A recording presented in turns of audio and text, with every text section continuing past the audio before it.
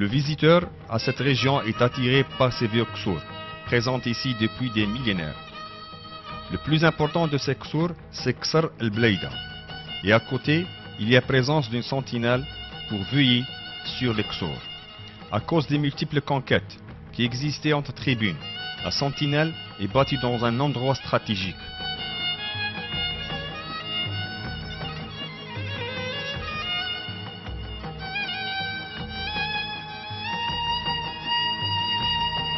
De son côté est, il y a le Ksar. De son côté ouest, il y a le Maghara.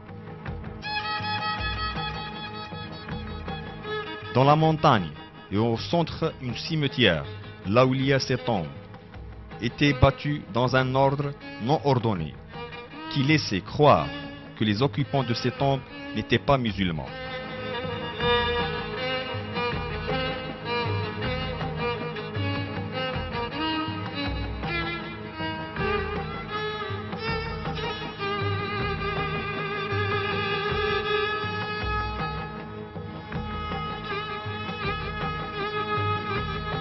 Le Maghara, elle est très ancienne, riche en argile, que les ancêtres utilisent dans la construction de la poterie.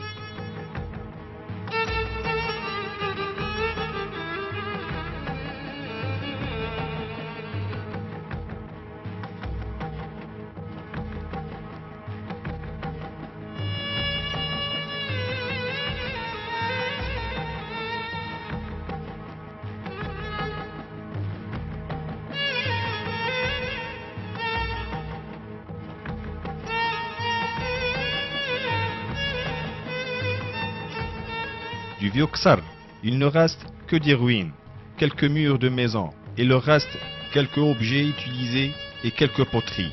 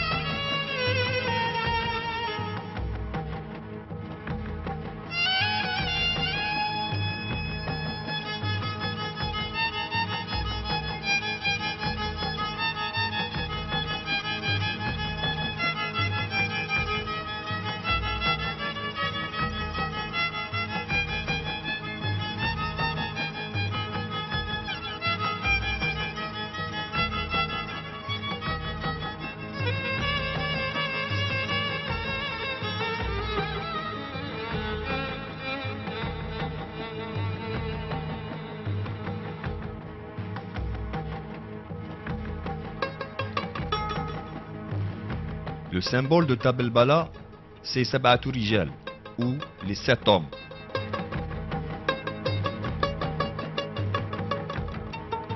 C'est des tombes très longues, qui font 3 fois la longueur d'une tombe ordinaire.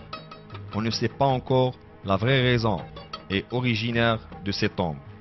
Certaines pensent que c'est à cause de la valeur de ces hommes dans la tribune, et d'autres disent que ces tombes reflètent réellement la taille de ces hommes.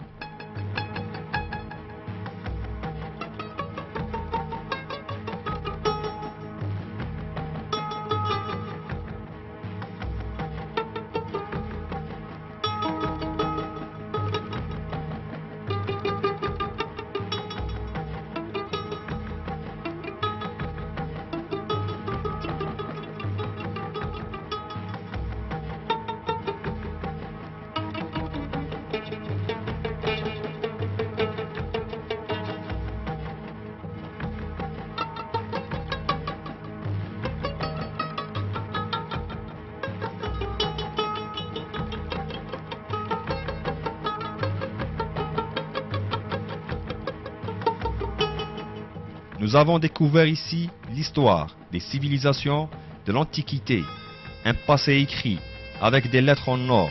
C'était un simple regard sur l'histoire de Tab el-Bala.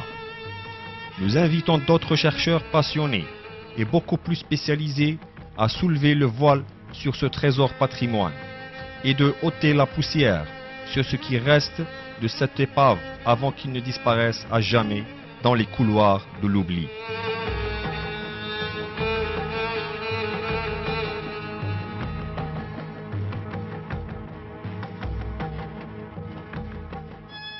Alors chez nous, toutes ces phases, on peut les trouver. On peut les trouver. On peut les trouver chez nous.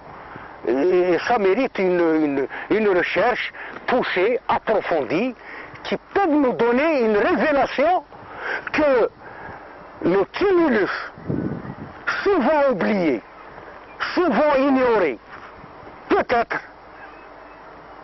il y aurait des savants qui nous disent que c'est les ancêtres des pyramides de Chéops ou d'Égypte. Voilà.